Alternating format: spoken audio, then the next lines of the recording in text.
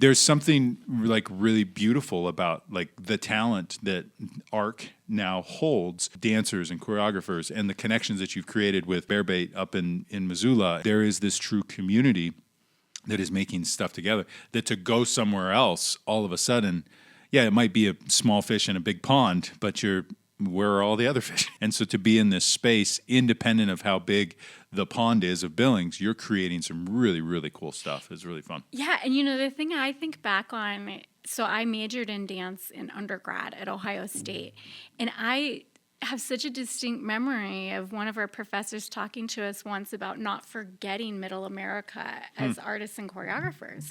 Because she said, you all want to move to New York or LA, and like you can't even find studio space to rent. You can't find sponsors. Yeah. You can't find people who will help you like build a company.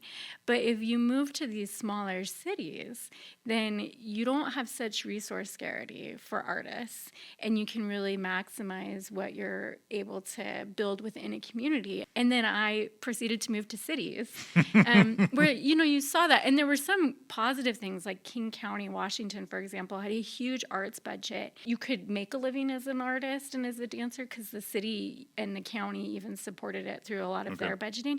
But you were also in constant competition, and there was so much art. And so to find your voice and to be able to put out work was really challenging. Yeah. But in Billings, like whenever one of our group wants to start a new venture or take a chance at choreographing, even though maybe they haven't done it before, we can say, sure, test it out. This is a great place to test it. Yep. I think it's funny that it was, 25 years ago, I had a professor say, don't forget small town America. And here I am, and it's true. Yeah.